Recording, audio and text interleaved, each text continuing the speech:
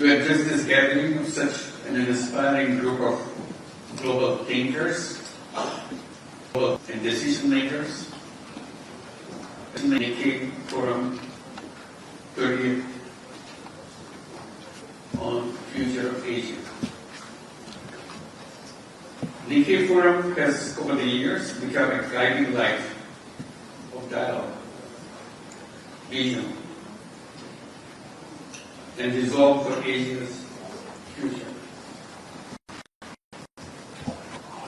I thank Mr. Hassan and CEO of Dainik Incorporation for inviting me to speak at this prestigious forum. Standing here today brings back some special memories to me. 20 years back, in 2004, they honored me with the Asia Prize. That was an extraordinary, meaningful moment in my life. Since then, I have always felt a personal connection with Japan. Over the years, to Japan, many times. Almost every year, I visited Japan. I worked with Japanese universities, met young people all across the country, and shared my ideas and my hopes. I'm deeply moved by how warmly the people of Japan have embraced me and my ideas of social business and microcredit. Excellencies, as we gather here today to reflect on the theme, Asian Challenges in a Turbulent World, I must say that the world is getting increasingly turbulent. A time of great uncertainty. We are witnessing a world where peace is fragile. Tensions are growing, and cooperation is not always guaranteed. Conflicts are erupting in regions in Asia and beyond, with peace becoming elusive. Wars and man-made conflicts are destroying the lives and livelihood of thousands of Ukrainians and people in Gaza and in countries in South and Southeast Asia.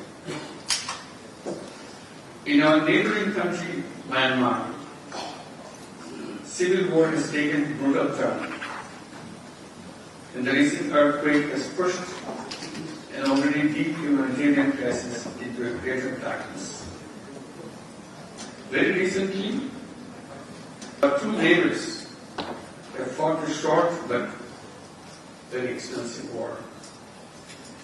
Regrettably, we are spending billions of dollars in fighting wars, leaving millions of our people starving or struggling for basic needs. I thank the leaders of the two countries for agreeing to a ceasefire. And I hope for continued peace, stability, and coexistence in South Asia and beyond. Moreover, billions around the world are being displaced by climate change.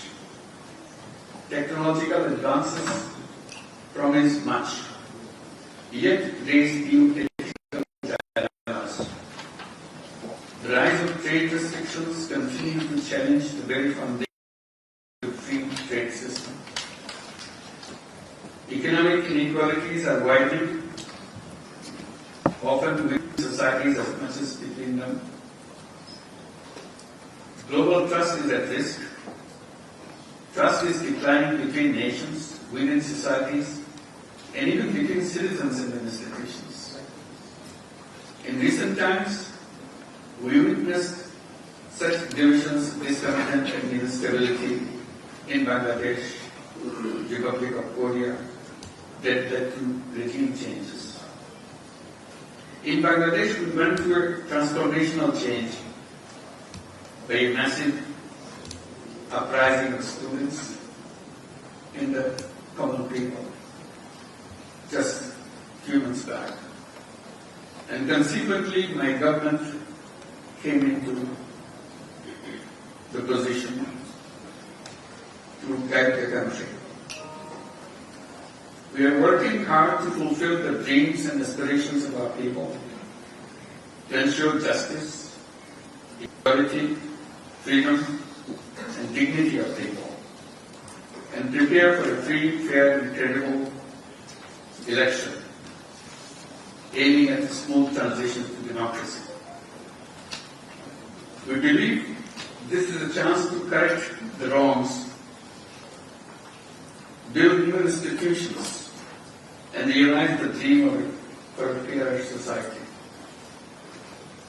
Despite multiple domestic challenges, Bangladesh is playing a role in contributing to global peace and security through participation in UN peacekeeping and peace-building missions, and hosting more than 1 million Rohingyas fleeing persecution in their homeland in Myanmar, purely on humanitarian ground. Asia, home to more than half of the humanity, sits at the epicenter of this uncertainty. It is also at the center of possibility at the same time. Challenges we face are formidable, and so is our collective strength. In this reality, I believe Asia has an opportunity, perhaps even responsibility, to show a different path. A path of peace, of dialogue, of inclusive growth. Not just growth in numbers, but growth in people's well-being, in trust, in hope. Distinguished guests, we are not powerless in the face of these challenges. In fact, we are at a turning point in history. The choices we make today will decide what kind of world we leave for our children and grandchildren. That is why we must come together, not just to discuss problems, but to shape solutions. Solutions that are inclusive, fair, and rooted in our shared humanity. I often have been saying, making money is happiness, but making all people happy is super happiness. We need to shift our focus from individual profits to collective well-being, from short-term gain to long-term vision. In my own country,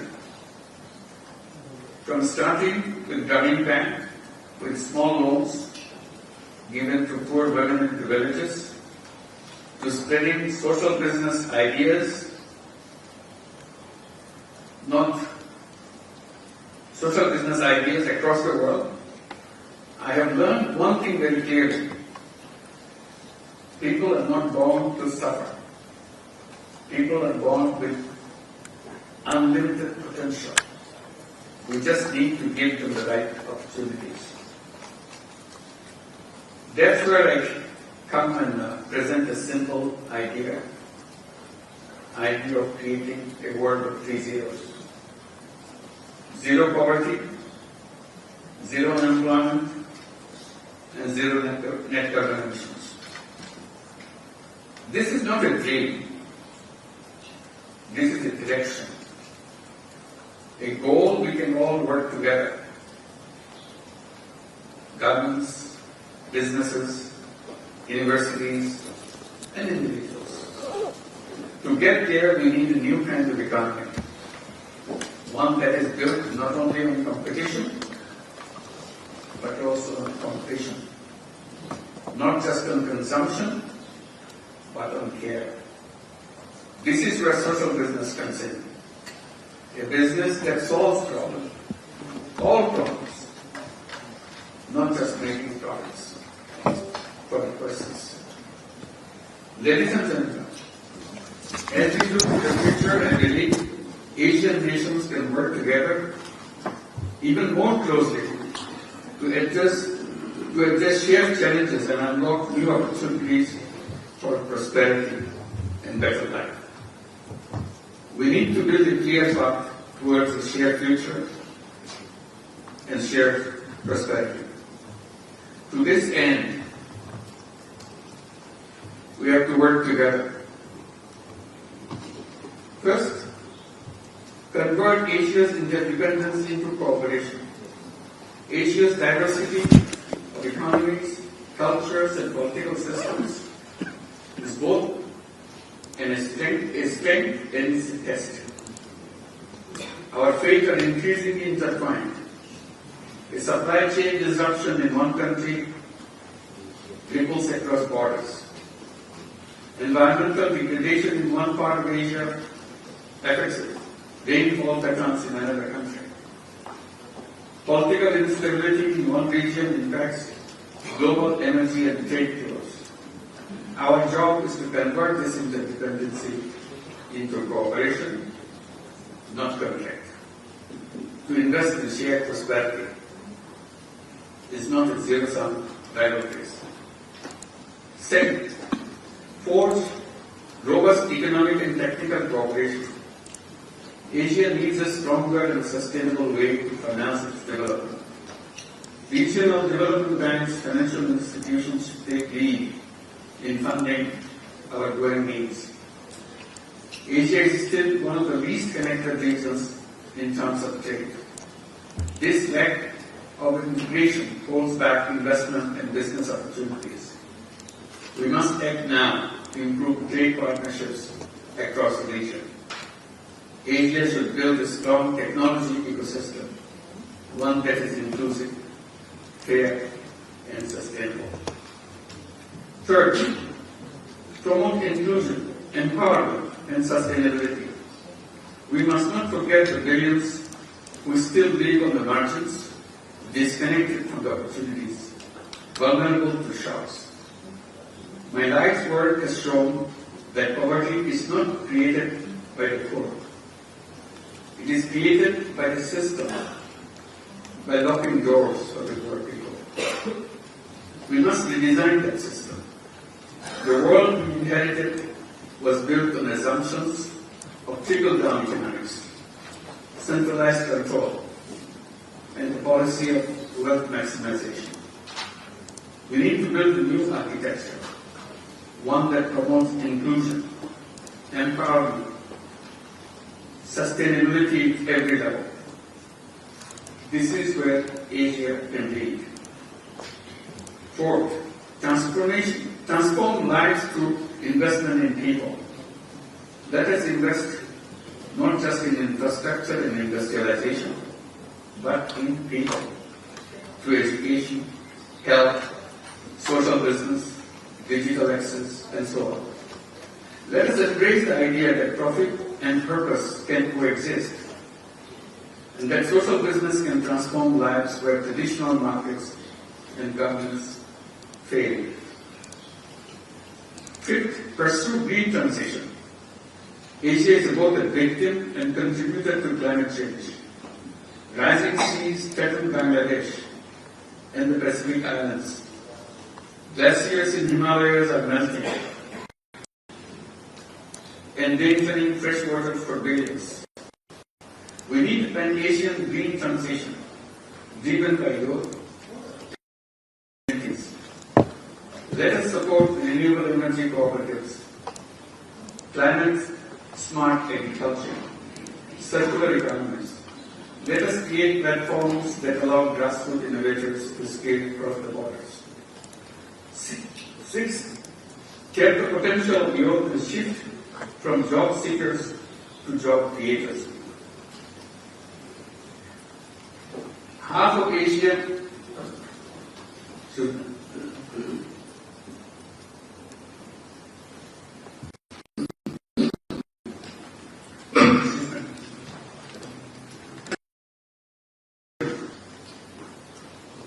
who are Asia's greatest strength. Their creativity and energy should be at the center of our efforts. Our youth are ready, but they need the tools, trust and freedom to shape our own futures. Social business, digital platforms and microfinance can unleash a new wave of grassroots-led innovation. I always encourage young people, do not wait to find a job. Create one. Be an entrepreneur. You have all the strength, all the possibilities of being a successful entrepreneur. Every human being is born as an entrepreneur, not as a job seeker. Do not just seek a paycheck. Build something that solves a problem. Be a job creator and be a social business creator. Finally, in a turbulent world, people's empowerment and grassroots leadership matters more than ever. Asia must offer not just economic strength, one that champions peace over power, cooperation over competition, sustainability over short-term gains. We must move from wealth concentration to wealth sharing, from capitalism for profit to a capitalism with purpose, or may even remain as an economy for the people. It's not capitalism. In my country, Bangladesh, we have seen how social businesses have lifted millions. Let that be a lesson. When people are given dignity, trust, and a chance, they rise, they become free. Not just as workers, but as creators, as change makers. Platform of hope, Nikkei has created space for where dialogue leads solutions, and where trust is not just a word, but a goal we work together. The future of Asia is not just about economics or geopolitics. It's about people. It's about ideas. It's about the young people hoping to create a new world, completely different from the world we have already in. And it's about courage and creativity. Let us not be daunted by the turbulence around us. Let us see this as a call to rethink, to rebuild, and to rise together. Let us be guided not by fear, but by possibilities. Not by power, but purpose. Let us have the courage to imagine a better world. Let us trust one another. Let us cooperate, not because we have to, but because we want to. The future of Asia is not written yet. Let us write it together. A different future. Bangladesh and Japan can work together in rewriting Asia.